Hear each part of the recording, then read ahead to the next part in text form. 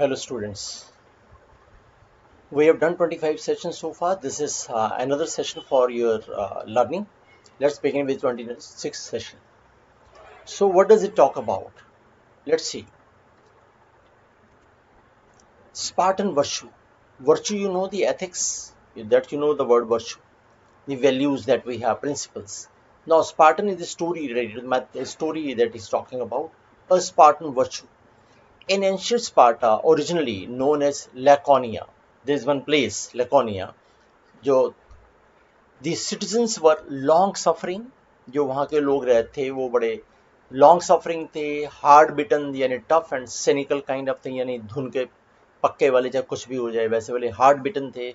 स्टोइकल यानी स्टोइक, अगर आपको याद है, stoic is the person the one who is indifferent to pain और प्लेजर, यानी बड़ा लाइफ को जैसे the life take the life as it comes type of person थे. मिलिट्री माइंडेड थे, बड़ा रेजिमेंटल स्ट्रीम में चलने वाले थे. And noted for their economy of speech, noted for the economy of speech, well known थे, यानी कि वो कम बोलते हैं, ऐसा वहाँ के लोगों को कहा जाता था. ठीक है. नाउ legends has it, यानी it is there in the records. Legend has it मतलब you have heard but you do not necessarily feel it is true. Legend has it, ऐसा माना जाता है, यानी किताबों में ऐसा लिखा है. Legend has it that when Philip of Macedonia was storming the gates of Sparta, और Laconia इसकी हम बात कर रहे हैं ऊपर, he sent a message to the besieged king. besieged होता है जिसको चारों तरफ से घेर लिया जाए, उसको besieged बोलते हैं. That our 5-star hotel in Mumbai, Taj Palace, when it was besieged by the army during that episode, तो besieged हो जाता है. तो besieged king यानी उसने he sent a message to the besieged king, यानी जो अंदर बैठा हुआ था राजा, उसको चारों तरफ से घेर लिया था. बाहर वाले राजा ने अंदर वाले राजा को मैसेज भेजा, क्या? If we capture your city, we will burn it to the ground. A one word answer came back. जब उसने इतना लंबा सेंटेंस भेजा तो अंदर से एक आंसर आया, क्या? If. That is what he says. काश तुम ऐसा कर पाओ, यदि तुम ऐसा कर सकते होते तो, यानी ये डायरेक्टली चैलेंज है. बट कुछ लंबा नहीं बोला कि हाँ हम भी देख लेंगे, हमने भी planning, nothing of that kind, nothing exaggerated, one word, if. It was now probably Philip's turn to be speechless, though history does not record his reaction. Obviously उसके लिए भी अमेजिंग होगा, बाकी उसे कैसा लगा हम तो नहीं जानते, he says, but हाँ, it was definitely going to be keep him dumbstruck, speechless कि यार क्या आंसर दिया. That's what we say. यानी जो कम बोलता है उसने एक बहुत ही छोटा सा रिप्लाई दिया, if, यानी छोटे रिप्लाई को अब आप क्या बोलेंगे. It is from the name Laconia that we derived our word laconic. अगर आपको पता है laconic वो होता है जो बहुत कम शब्दों का प्रयोग करता है, उसी के लिए हमने वर्ड निकाला है pithy, concise, economical in the use of words, almost to the point of curtness, especially precisely the opposite of verbose. याद है verbosity मैंने कितनी बारी बोला है, to use more words than required. If you're verbose means you use many words to say something, but if you're laconic means you are very, we're very economical while using the words. दो चार शब्दों में ही कह देते हो. याद है हमने लास्ट को फ्यू चैप्टर्स में एक पढ़ा था कि वो अमेरिकन प्रेसिडेंट था, वो बहुत कम बोलता था. The lady said that I will make him speak more than 2 words, but he said you lose. तो यानी ये क्या है, लैकॉनिक स्टाइल ऑफ टॉकिंग होती है. जैसे लोगों को हम टेसिटर्न भी बोलते हैं, अगर आपने सुना हो the word, one word for these people is taciturn. These people are, आप इसके लिए एक वर्ड और लिख सकते हैं, रेटिसेंट, या these people are sometimes known as reserved. और फिर लैकॉनिक तो खैर वो बोल ही रहा है कि लैकॉनिक हो जाते हैं. ठीक है. तो these are all the one who use few words to say something, opposite of the verbose, and this is to the point of curtness. कर्टनेस क्या है, कर्ट रिप्लाई क्या होता है, द एब्रप्ट डिसकर्टियस मैनर. यानी ये नॉर्मली कर्ट जो होता है, अगर आप देखेंगे कर्ट रिप्लाई जब भी हम कहीं पढ़ते हैं लिटरेचर में, रूट एंड शॉर्ट होता है, इसको बोलते हैं curt reply. That is curt reply होता है. आप डाइनिंग टेबल पे बैठे थे, मैंने आपसे कहा यार कितना टाइम हुआ, बाय द वे वैसे आपसे पूछ लिया, तो अगर आप मेरे से नाराज हैं तो बोलेंगे 9 o'clock. और अगर आप मेरे से नॉर्मल है तो आप पूछेंगे क्या हुआ, कहीं जाना था, क्या बात हो गई, यानी काइंड ऑफ थिंग. तो यानी जो कर्ट होता है वो बड़ा रूड रिप्लाई हो जाता है. Then like the man who was waiting at a snack bar for a ham sandwich, when it was ready the assistant inquired politely, will you eat it here or take it with you. Both was the laconic reply. सामने वाले ने कुछ नहीं बोला, सिर्फ बोला both, अब आप जैसे भी पैक करेंगे, that's what the case is. तो यानी these are the laconic replies हो जाते हैं। देन और like the woman who was watching it drunk imbibing dry martinis at a cocktail bar, ठीक है। Martini is a kind of drink that one takes. तो imbibe करना, one by one धीरे धीरे एब्जॉर्ब करना होता है। Absorb something, specially information imbibe होती है, लेकिन ड्रिंक के लिए भी यूज करते हैं, इम्बाइब यूज होता है। यानी वो क्या कर रहा है, ड्रंक, एक वहां पर ड्रंक था यानी ड्रंकर्ड था, यानी एक आदमी बहुत पिए हुए था, लेकिन और भी पिए जा रहा था। क्या, dry Martinez at a cocktail bar, ठीक है। अब जो पी रहा था तो एक लेडी उसे देख रही थी। The drunk downed the contents of each cocktail glass at one gulp. जो भी उसके अंदर था एक बारी में मुंह में डाल लेता था, धीरे धीरे नहीं पी रहा था। At one gulp daintily nibbled and swallowed the bowl. फिर जो उसने खाया था या जो उसने पिया था उसको धीरे धीरे स्वॉलो कर रहा था, वो धीरे धीरे निबल कर रहा था। निबल करना होता है काइंड ऑफ बच्चों को अगर रोटी रोल करके दे दोगे तो वो निबल करता है, छोटा छोटा खाता रहता है। The rabbit normally nibbles. So daintily is very delicately nibbled and swallowed the bowl, then finally turned the glass over and ate the base. फिर उसने सारा का सारा जो कुछ में बचा था वो सारा खा लिया, और फिर जो उसका स्टेम था उसको साइड पे पटक दिया, यानी जो ग्लास था उसको साइड पे डाल दिया, into a corner. This amazing gustatory feat went on for half an hour. आधे घंटे तो वो ये खाता रहा। Gustatory का मतलब अगर नीचे देखें, concerned with tasting and the sense of taste. Feat went on for half an hour until a dozen stems were lying shattered in the corner. वो glasses टूटे हुए वहां पर पड़े थे, kind of thing. And the drunk had chewed and swallowed enough bowls and bases to start a glass factory. उसने जितना खाया था और जो बचा हुआ सामान था, वो जो ग्लास जो बचे थे, उससे तो ग्लास फैक्ट्री शुरू हो जाती, काइंड ऑफ ऐसा बोल रहा है। अब ये एग्जैजरेटेड तरीके से बोला जा रहा है, लेकिन he suddenly turn to the lady and asked belligerently, बड़ा हॉटली काइंड ऑफ थिंग, यानी हॉस्टाइल तरीके से पूछा, I suppose you think I am crazy don't you. उसने ऐसे पूछा तो लेडी ने सामने से क्या जवाब दिया, sure the stem is the best part was the laconic answer. उसने कहा हाँ, स्टेम से पता चल ही रहा है, यानी कहने का मतलब है कि ये जवाब से मालूम हो रहा है कि तुमने कितनी ड्रिंक करी है। That is what the case is. तो she did not talk about all he has been doing in half an hour, बस उसने जनरल एग्जांपल दिया, उससे पता चल गया। यानी one sentence is talking the whole issue is again laconic reply. We have learned that ness, ITY, ISM जब लग जाते हैं ये सफिक्सेस, तो इससे क्या हो जाता है, ये turn transform adjective into nouns हो जाता है। देखिए कैसे बन जाता है, अगर लैकोनिक वर्ड में यूज करें तो लैकोनिकनेस हो जाएगी। उसकी लैकोनिकनेस बड़ी अप्रिशिएबल है, आप ऐसे कह सकते हैं। लैकोनिसिटी भी कह सकते हैं, लैकोनिज्म भी कह सकते हैं, और कई कुछ लोग उसे लैकोनिसिज्म भी यूज करते हैं। That is what the case is, ये उसकी हैबिट हो जाएगी। Getting my point. तो ये सारे ISM लगाने पर, ITY लगाने पर और नेस लगाने पर ये आपका एडजेक्टिव से नाउन बन जाता है। This what he wants to teach us. A laconism or laconicism is also the expression that is pithy and concise. यानी इसको क्या बोलेंगे, उसका लैकोनिसिज्म बड़ा अप्रिशिएबल है, यानी वो कम बोलने वाला बंदा है। As the famous report from a naval commander in world war 2। उसने कभी किसी नवल कमांडर ने, जो शिप पे कमांडर था, उसने अपने जब रिपोर्ट आप वापस भेजी अपने बेस स्टेशन पर, उसने सिर्फ एक सेंटेंस बोला, सॉ सब सैंक सेम। ठीक है, उसने किसी को देख लिया था और उसको सैंक भी कर दिया था, यानी that's what he wants to say कि बस हो गया सब कुछ, मतलब उसने the mission accomplish, he said like this, लेकिन उसने बोला 4 वर्ड में, सॉ सब सैंक सेम, बस that's it. It tells the whole story. Okay, ऐसा मैसेज। तो ये रेटिसेंट रिप्लाई है, ये लैकोनिक रिप्लाई है। कॉजेंट क्या होता है, ब्रिलियंट को बोलते हैं। Cogent is a term of admiration.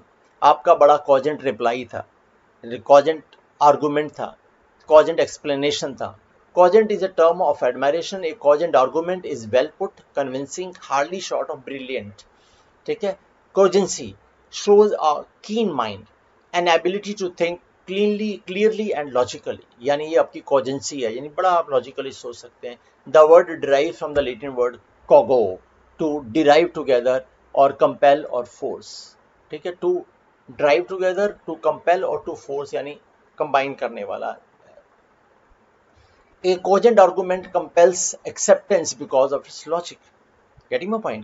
किस चीज को कंपेल कर रहा है, एक्सेप्टेंस को। आप सब मान जाते हैं उसके लॉजिक को, that is the cogent argument होता है, its persuasiveness, its appeal to one sense of reason, यानी उसके पीछे लॉजिक होता है, तो आप उसको मान जाते हैं। तो इसीलिए उसने बोला कोगो वर्ड का मतलब टू ड्राइव, टुगेदर, कंपेल और फोर्स, लोगों को आपकी बात से एसोसिएट कर देता है, वो कॉजेंट हो जाता है। Okay, back to talk. You will recall that locker, नहीं, जो कम बोलने वाला था वो रेटिसेंट था, और ज्यादा बोलने वाला क्या है, लॉक्विशियस हो जाता है। आपको पता है गैरुलस हो जाता है, नहीं, वॉल्यूबल हो जाता है। तो उसी की बात करने लग रहा कर रहा है कि अगर आप लॉकर वर्ड लगाते हो, विच मीन्स टू स्पीक है, ये उसका रूट वर्ड है, इज द सोर्स ऑफ लॉक्वेसिटी, सॉलिलोक्वी, वेंट्रियोलोकिज्म, कॉलिलोकिज्म और सर्कमलोक्यूशन। याद है सर्कमलोक्यूशन क्या था, बीट अबाउट द बुश, ये बोला था। सॉलिलोक्यू क्या था, अपने से ही बात करते रहना हो जाता है। लॉक्विसिटी क्या होता है, ज्यादा बात करना होता है। यानी सारे वर्ड में कहीं ना कहीं स्पीक वर्ड तो आ ही रहा है, ये वर्ड आ रहा है ना लॉकवर, सारे वर्ड में देख सकते हैं। सर्कम लॉक्यूशन, लॉकर वर्ड तो आ ही रहा है। This root is also the base in which eloquent, magniloquent and grandiloquent are built. ये ऐसे वर्ड हैं जिसमें इलोक्वेंट आता है, मैग्नीलोक्वेंट आता है और ग्रेनिलोक्वेंट आता है। इसमें भी लॉकर वर्ड यूज हुआ है। अब देखें इलोक्वेंट क्या होता है, let's understand. The eloquent person speaks out, जब भी ई वर्ड लग जाएगा, वो कह रहा है, या ई एक्स लग जाएगा, इसका मतलब वो आउट को इंडिकेट करेगा। अब आप देखें तो इलोक्वेंट में ई अलग कर दीजिए और लॉकर आ जाता है, नहीं। इज विविडली एक्सप्रेसिव, यानी क्लियरली, विविड होता है बड़ा ही bright in colour, producing clear image in mind, यानी क्लियरली एक्सप्रेसिव होता है, फ्लुएंट होता है, फोर्सफुल होता है, परसुएसिव इन लैंग्वेज होता है। The prosecutors eloquent plea to the jury, उसने बड़ा ही, उसे कहा, ज्यूरी को माननी पड़ी बात, काइंड ऑफ थिंग, कहने का तरीका हो गया। The word is partially synonymous with cogent. कभी कभी लोग इसे इलोक्वेंट को और कोजेंट से कंपेयर करने लग जाते हैं कि दोनों सेम होते हैं, वो डिफरेंस बता रहे हैं। But cogent implies irresistible logical reasoning, जो कॉजेंट वर्ड होता है वो लॉजिकल होता है, उसको आप मना नहीं कर सकते। एंड इंटेलेक्चुअल कीननेस हो जाता है। तो आपका, जब आपने मुझे बताया कि सनराइज कैसे होता है या सनसेट हो जाता है तो वो रेड कैसे होता है, तो आपने मुझे इसका एक्सप्लेनेशन दिया, तो मैं आपसे कन्विंस हो गया, this is the cogent reasoning आपने दी, कॉजेंट हो गया। लेकिन इलोक्वेंट क्या होता है, suggests artistic expression, strong emotional appeal, the skillful use of language to move and arouse a listener, यानी किसी लिसनर को आप अपने साथ एसोसिएट कर लेते हो, एक्साइट कर लेते हो, वो आपकी बातें सुनता है, आप एक अच्छे ओरेटर हो जाते हो। अगर आप अच्छे ओरेटर हो तो आप, यानी आप इलोक्वेंट स्पीकर हो।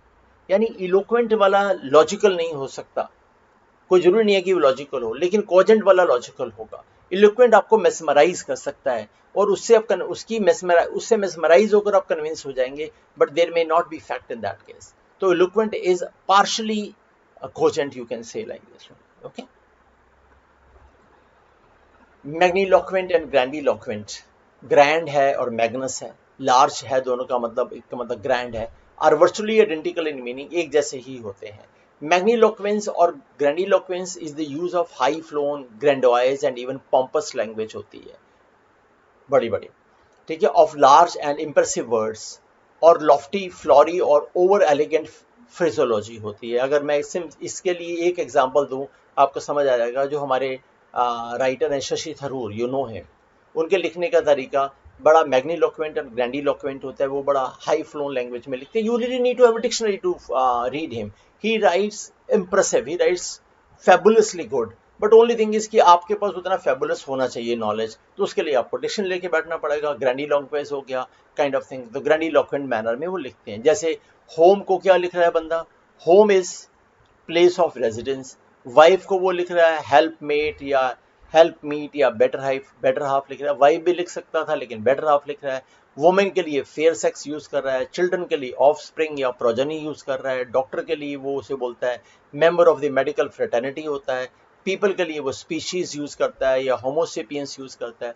यानी these are the words which are equal to simple words, but he is not using that kind of words. वो थोड़ा सा हाई फ्लोन वर्ड्स यूज करता है, तो उसे उसका स्टाइल क्या हो गया, मैग्नीलोक्वेंट और ग्रैंड वाला ग्रैंडीलोक्वेंट हो गया। बाकी ऑफस्प्रिंग और प्रोजेनी मैंने नीचे मेंशन भी कर रखा है, और ऑफस्प्रिंग का कभी प्लूरल नहीं होता। शी हैज टू ऑफस्प्रिंग, से लाइक दैट, स्प्रिंग्स नहीं लगाते, नाउन में मैंने पढ़ा रखा है। Loquacious, verbose, voluble, garrulous people are all talkative, but each type you will recall has a special quality. आपने किसी चैप्टर में पीछे पढ़ा था, हमने हर एक वर्ड का अलग अलग मीनिंग बताया था। कुछ इंप्रेसिव होते हैं, कुछ यूजफुल होते हैं, कुछ इंप्रेसिव होते हैं लेकिन यूजलेस होते हैं, कुछ अलग अलग तरीके के क्या नाम है ज़्यादा बात करने वाले होते हैं। तो हमने इसमें सारे वर्ड के मीनिंग आपको पहले भी बता रखे हैं। फिर भी if you are verbose, you smother ideas with excessive words with such an over abundance of words that your listener either drops into a state of helpless confusion or falls asleep। आप इतना over abundance कर देते हो। abundance का मतलब होता है plentiful। इतने ज्यादा वर्ड यूज कर लेते हो या तो सामने वाला सो जाता है आपकी कथा सुनते सुनते, या फिर कंफ्यूज हो जाता है कहाँ से पकड़ूं, ऐसी वाली बात हो जाती है। You smother your idea. Smother मतलब होता है kill by covering the mouth and nose so that the person suffocates. तकिया रख के मार देना स्मॉदर करना होता है। आप अपने आइडियाज को इतने सारे शब्द लगा रहे हो कि भैया सांस नहीं आ रही, ऐसे वाला स्मॉदर कर देना होता है। होप यू अंडरस्टैंड स्मॉदर कैसे यूज करना है। इफ यूर वॉल्यूबल, आप ध्यान से सुनिए, you speak rapidly, fluently, glibly, without hesitation, stutter और स्टैमर। बिल्कुल आप हेजिटेट नहीं करते, बिल्कुल स्टटर नहीं करते, बिल्कुल स्टैमर नहीं करते, आप फ्लुएंट बोलते हो बिल्कुल through and through. Your vocal, verbal and highly articulate. बोलने का स्टाइल ऐसा है कि सामने वाला मेस्मराइज हो जाए। शोले की बसंती आपको याद है, अगर आप समझ लेंगे तो वो 3 मिनट में उसने आप 30 बार सुन लीजिए, हर बार आपको अच्छा लगेगा। वो that is what the articulate way of speaking होता है, दैट इज वॉल्यूबल हो जाता है। If you are garrulous, you talk constantly and usually aimlessly and meaninglessly। आप garrulous है ना तो कुछ कुछ बात करेंगे, कभी ये कभी वो कभी वो कभी वो। I may not be able to find out with sitting with you for 1 hour कि यार ये क्या कहना चाहता है, लेकिन आपकी बातें होती हैं अलग अलग अलग टाइप की। About trifles कह रहा है, बहुत trifles are very insignificant trivial things हो जाती हैं। We often hear the word used in garrulous old man और garrulous old woman। बिल्कुल सिंपल एग्जांपल दिया उसने, किसी बुजुर्ग आदमी के पास बैठ जाओ तो उसके पास 70 साल की पुरानी यादें हैं, 80 साल की पुरानी यादें हैं, तो आपको 1 घंटा वो मेसमराइज कर देगा, यानी आपसे बातें करता रहेगा, लेकिन हो सकता है वो एक टॉपिक पर बात ना करे। गैरुलस यानी इधर उधर भटकने वाली, एमलेसली और मीनिंगलेसली बातें कर सकता है आपके साथ। Since in very advanced age the mind में wander and lose the ability to discriminate between the important and unimportant, between the interesting and the dull। वो तो बात कर रहा है, आप सुन रहे हैं। जब आप अपने किसी ग्रैंडफादर के पास बैठ जाइए, ग्रैंडफादर के पास बैठ जाइए, वो अपनी 1947 की बात बता रहे हैं, फिर कभी और बता रहे हैं, तो आप सुन रहे हैं, वो इंटरेस्टिंग है, लेकिन वो एक लाइन पर है, आप ऐसा नहीं कह सकते, क्योंकि बुजुर्ग आदमी ज़्यादा नहीं सोच पाता कि वो इंपॉर्टेंट और अनइम्पॉर्टेंट की बात क्या है। उसे ऐसा लगता है कि वो उसका दिमाग जो है थोड़ा सा वॉन्डर करता है, तो वहाँ से वो बोल रहा है कि वहाँ पर ये गैरुलस होता है। वो आप और मैं भी हो सकते हैं, बुजुर्ग से तो एग्जाम्पल लिया, वो जल्दी समझ आएगा, लेकिन मैं गैरुलस टॉक करूँ तो यानी मैं कुछ भी सीधी बात नहीं, मतलब सीधी टिकाने की बात नहीं कर रहा हूँ, 10 बातें कर रहा हूँ, कोई भी एक सिर पैर की नहीं। That is what we call is garrulous हो जाता है। डिस्क्रिमिनेट करना, आप बोलते हैं डिस्क्रिमिनेट करना, डिस्क्रिमिनेशन आप समझते ही हो, हम नॉर्मली कलर के लिए यूज करते हैं, रेसिस के लिए यूज करते हैं, वो वाला डिस्क्रिमिनेशन है, यानी आप डिस्टिंग्विश कर पाते हो। Recognition and understanding of the difference between one thing and the another. तो जब हम कहते हैं कि हमारे साथ रेशियल डिस्क्रिमिनेशन हो रहा है, यानी कलर के बेस पे वो आइडेंटिफाई कर लेता है, यानी आइडेंटिफिकेशन के लिए वर्ड डिस्क्रिमिनेशन यूज होता है। Verbose is from word वर्बम।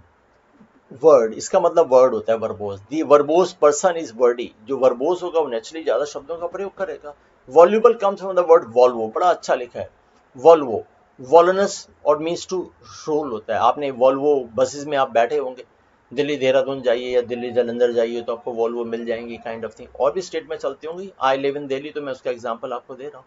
Words effortlessly roll off the voluble speaker's tongues. Roll off the voluble speaker's tongue हो जाते हैं।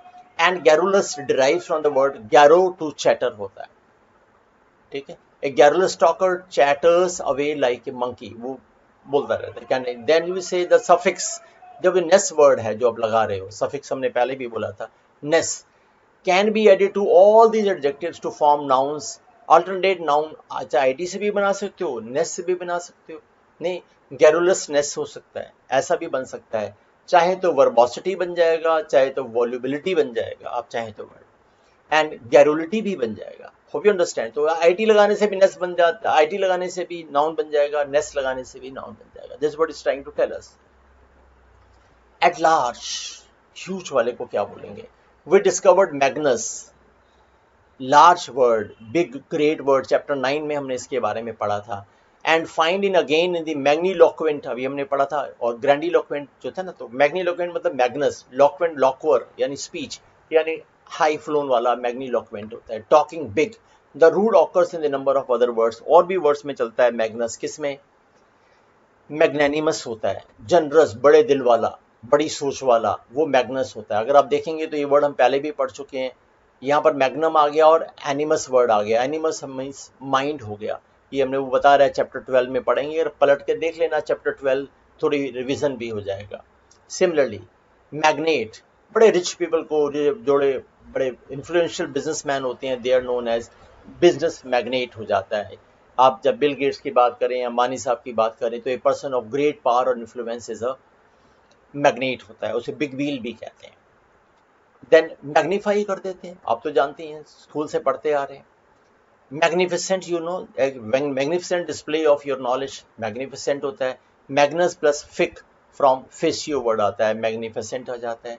देन मैग्नीट्यूड, यानी किसी की इंटेंसिटी। मैग्नस यानी इंटेंसिटी मतलब लार्ज ही तो हुआ, magnus plus the common suffix tude, जैसे कि फोर्टीट्यूड, मल्टीट्यूड, ग्रेटिट्यूड, तो यानी ट्यूड लगा दिया हमने साथ में, तो फिर ये मैग्नीट्यूड हो गया, यानी उसकी इंटेंसिटी हो गई। That's what we call is magnitude. And then magnum, जो लार्ज बॉटल होती है, वो कह रहा है कि नॉर्मली शैंपेन की, जो वाइन की बड़ी बॉटल आती है, वो डबल साइज की बॉटल होती है, उसको हम क्या बोलते हैं? मैग्नम बोलते हैं। और फिर एक वर्ड बड़ा ही अच्छा, मैग्नम ओपस आता है। बड़ा ध्यान से सुनिए, magnum opus is a big work, actually the greatest work or masterpiece of an artist, writer or composer, that is known as magnum opus. तो मैं मूवीज की बात कर सकता हूँ, मुझे इसके बारे में थोड़ा आइडिया है। टाइटैनिक मैं कहूँ तो ये मैग्नम ओपस है। इंडिया में अगर शोले की बात करूँ या इंडिया में मुगले आजम की बात करूँ तो these movies are magnum opus, बड़े ग्रैंड स्केल पर बनी और ग्रैंड स्केल पर चलती रही, और वो एक उनका ग्रेट वर्क है। बट वो पेंटर का भी हो सकता है, राइटर का भी हो सकता है, मैंने आपको मूवीज का एग्जाम्पल दिया। ऑपस क्या कहते हैं? Is a Latin word for work. तो फिर the plural of this particular word opus is use in the English word opera, इसका प्लूरल ओपेरा हो जाता है। Etymologically a number of works हो जाता है। कभी आप ओपेरा देखें तो क्या होता है, बड़े सारे पीछे म्यूजिक परफॉर्मेंस होते हैं, चाहे कोई एक इंस्ट्रूमेंट बजा रहा है, कोई दूसरा इंस्ट्रूमेंट, कोई फ्लूट पर है, कोई गिटार पर है, किसी पर है, ठीक है, दे आर प्लेइंग, तो उनका अपना अपना परफॉर्मेंस है। आगे मैं खड़ा और फिर मैं माइक पर बोल रहा हूँ तो मेरी परफॉर्मेंस है, यानी अलग अलग लोग अलग अलग चीज़ों का परफॉर्म कर रहे हैं, तो काफ़ी ज़्यादा वर्क्स हो गए। एक्चुअली ये musical drama containing Overture, singing and other forms of music, many musical works, इसको बोलते हैं ओपेरा, का मतलब होता है मैनी म्यूजिकल वर्क्स हो जाते हैं। गिटार वाले का अपना वर्क्स था ना, फ्लूट वाले का अपना वक्स था, ड्रम वाले का अपना वक्स था, मेरा सिंगर का अलग वक्स था, या कोई परफॉर्मर भी होंगे, मान लीजिए डांस कर रहे हैं तो उनका भी सारा मिलाकर एक ग्रुप होता है, दैट इज व्हाट ओपेरा होता है। The verb is opero, to work. Normally अब देखें वर्ड ओपेरो तो ऑपरेट में आ जाता है, कोऑपरेट में आ जाता है, ऑपरेटर में आ जाता है। Okay, then words words words, Latin verbum is word, a word is important word, a verb is the important word in the sentence. Verb जो होता है कि सेंटेंस में इंपॉर्टेंट वर्ड होता है। वर्बेटिम क्या है? डिट्टो, आप जितना मैंने बोला है उतना ही आप वर्ड रिपीट कर देंगे तो वो वर्बेटिम होता है। ये वर्ड फॉर वर्ड होता है, कभी भी वर्ड बाई वर्ड नहीं लगाना, ठीक है। हम कहते हैं वर्ड बाई वर्ड लर्न कर लें, गलत बोलते हैं, वर्ड फॉर वर्ड होता है, ठीक है। ऐसे कई बार टीचर बोलते हैं कि यार ये हिट एंड ट्रायल मेथड से सॉल्व करिए। हिट एंड ट्रायल कुछ नहीं होता, ट्रायल एंड एरर होता है। ट्रायल एंड एरर मेथड से ठीक करना है। Hit and trial, no phrase, ऐसे ही word by word, no phrase, word for word is the phrase. Verbal, ending in the adjectival L लगाएंगे, may refer either to a verb और words in general, और it may mean loosely oral और speaker rather than spoken, rather than written, यानी जो भी verbal आपकी activity है वो वर्बल होती है, यानी स्पोकन होती है, उसमें लिखना कुछ नहीं होता। वर्बल एग्जामिनेशन हो जाता है, वर्बल डील हो जाती है, वर्बली आपने कह दिया था, यानी लिखा कुछ नहीं था। रादर देन रिटन है, वर्बल एग्रीमेंट है और कॉन्ट्रैक्ट है। और describing people, she is quite verbal, हाँ इसको अब एडजेक्टिव की तरह भी यूज करते हैं, कह रहे हैं कि वो बड़ी वर्बल है, ठीक है। तब उसे नाउन मान लीजिए, एडजेक्टिव मान लीजिए, ठीक है। It may refer to a ready ability to put feelings और थॉट्स इनटू वर्ड्स, यानी कोई अगर वर्बल है इसका मतलब वो काफ़ी वर्ड्स को अपने वर्ड्स में अपने आप को एक्सप्रेस कर सकता है। वो लॉक्वेशियस नहीं है, लेकिन वो बात जो लिखकर आप कह सकते थे वो जबान से भी कह देगी और समझा देगी आपको। Working from verbal, can you add a common verb suffix to form a word meaning to put into words, यानी अगर हम कुछ बात वर्ड्स में कहना चाहेंगे तो क्या हमने क्या बोला, वो हमने वर्बली कहा, तो वो वहां पर वर्ड आ गया वर्बली स्पोकन। ठीक है। वर्बिएज क्या होता है, हैज टू मीनिंग्स, वर्बिएज के दो मीनिंग होते हैं। एक का मतलब तो होता है कि एक्सेस ऑफ वर्ड्स, ये ध्यान से समझ लीजिए, वर्बिएज है, आपने बहुत बोला, मैंने कहा दिस वाज वर्बिएज, ऐसा भी बोल दिया। या फिर स्टाइल और मैनर ऑफ यूजिंग वर्ड्स, किस पर्टिकुलर एरिना में यूज होते हैं, जैसे मेडिकल वर्बिएज है, मिलिट्री वर्बिएज है, यानी कभी आप डॉक्टर से मिलें तो वो डॉक्टर आपस में जब बात करते हैं उनकी टर्मिनोलॉजी कुछ और होती है, आपसे कुछ और बताते हैं। ठीक है ना। तो ये जो वर्बिएज है वो मेडिकल वर्बिएज, यानी द स्टाइल और manner of using words is known as verbiage हो जाता है। ओके, दो तरीके से यूज होता है, याद रखना पड़ेगा। Roll on and all, volvo पहले भी हम कह चुके हैं। To roll, the source of voluble, हमने बोला था, is the root on which many important English words are based. देखें कौन कौन से वर्ड बने हैं वॉल्वो से। Revolve, revolve is roll again and again और कीप टर्निंग राउंड, ये रिवॉल्व होता है। जैसे कि व्हील्स रिवॉल्व हो जाते हैं, अर्थ रिवॉल्व्स अराउंड द सन हो जाता है, और cylinder of a revolver revolves हो जाता है, ये रिवॉल्व। ओके, तो राउंड राउंड राउंड रिवॉल्व हो गया। And then the noun is revolution. अब अगर देखें तो रेवोल्यूशन आ जाता है। अब रेवोल्यूशन क्या होता है, आपने कितनी बारी सुना है revolution, which can be one such complete rolling, earth का रेवोल्यूशन है, कितने रेवोल्यूशन करे उसने, दैट इज रेवोल्यूशन। और logical extension, a radical change, बहुत इंपॉर्टेंट है, a radical change of any sort, एक ऐसा बेसिक चेंज जिससे सारी बात ही पलट जाती है। जैसे TV was responsible for a revolution in the entertainment industry, आप समझ गया कि पूरा रेवोल्यूशन ही आ गया, जो पहले लोग ड्रामा देखते थे ऐसा है, अब टीवी से तो कुछ और ही चीज होगी, तो रेवोल्यूशन हो गया कंप्लीट 360 टर्न अराउंड वाला रेवोल्यूशन है। स्पेशली पॉलिटिकल और अमेरिकन फ्रेंच रेवोल्यूशन आपने सुना है ऑब्वियसली। ठीक है। एंड एडजेक्टिव, रेवोल्यूशनरी थॉट्स हो जाते हैं आपके। Introduces us to a new adjective, यानी रेवोल्यूशनरी ए आर लगाने पर आपके पास क्या, आप नया एडजेक्टिव बन गया। अब कॉन्ट्ररी, डिसिप्लिनरी, स्टेशनरी, इमेजनरी, ये क्या है, एडजेक्टिव बनाते हैं। लेकिन अब समझने की बात क्या है, A R Y sometimes is a noun, जैसे कि डिक्शनरी और कमेंट्री। तो ये जो कॉम्प्लेक्सिटी ऑफ इंग्लिश है ना, ये घूम जाती है, इसको याद रखना है। इसमें ये नहीं कहना है ऐसा क्यों होता है, बेकार लैंग्वेज है, नहीं, ये ऐसा है, इसके साथ you have to live with it, आप उसे लर्न करिए, यू एंजॉय इट। इसलिए डोंट कंडेम द थिंग, आप सिर्फ उसको रिसीव करने की स्टेज में आइए। Add different prefixes volvo to construct, और देखें एक वर्ड इनवॉल्व हो जाता है, या आप उसके अंदर चले जाते हैं, रोल इन कर जाते हैं, रोल इन इन्वॉल्वमेंट हो जाता है। फिर इवॉल्व हो जाता है, ई आपको पहले पता है, हमने आउट लगाया था, याद है आपको, और फिर वॉल्व, रोल आउट हो गया, आप इवॉल्व करते हैं, जैसे थे धीरे धीरे धीरे धीरे डेवलप हो जाता है, इवोल्यूशन हुआ ह्यूमन का। हैंस टू अनफोल्ड, आप मान लीजिए gradually develop, evolve from some informal discussions, आप क्या बोलते हैं, the plan, the final plan evolve from the final informal, some informal discussion, ऐसे जनरल बात हो रही, फिर से धीरे धीरे धीरे डेवलप हो गया, फाइनल प्लान बन गया। The political party evolve from the group of interested citizens who met frequently to protest against government actions, तो यानी वो छोटे छोटे पहले स्टेप में उनका इन्वॉल्वमेंट हुआ, फिर वो धीरे धीरे इवॉल्व होते चले गए, और फिर ये पॉलिटिकल पार्टी बन गई। इवोल्यूशन है, ह्यूमन का इवोल्यूशन आपने पढ़ रखा है। By with the forms derived from revolve, can you construct the noun and adjective of the evolve. अब अगर मैं इसका नाउन बनाना चाहूँ तो क्या बनाऊंगा, इवोल्यूशन, और अगर मैं एडजेक्टिव बनाऊंगा तो इवोल्यूशनल आ जाएगा। आपको समझ आ गया। So that is how we have to talk about all this. This is the whole session we have. We have talked about many words, moving around the language, moving around word, और वहीं से फिर Volvo आ जाए, वहाँ से revolve आ जाए, वहाँ से लोक्वेसिटी आ जाए, वहाँ से टेसिटर्न आ जाए, वहाँ से टेसिट आ जाए, यानी जो भी चीज़ें आज हमने बात करी हैं, we have talked about many words, but they are hovering around the thing word, कितने कम बोलने वाले को, ज़्यादा बोलने वाले को, ऐसे बोलने वाले को, we have learned. तो नाउ इफ़ यू रिकॉल, अभी अब थोड़ा सा अगर रिकैप करें तो आपको याद आ जाएगा, शायद ये 15 वर्ड पढ़े थे, it means you learn something, and after that you can go through the chapter, and afterwards after the chapter there is an exercise, Hope you are doing those exercises. They are invaluable. So that's all we have for session 26. I'll meet you in session 27 very soon. Thanks for watching. Keep working hard. God bless you.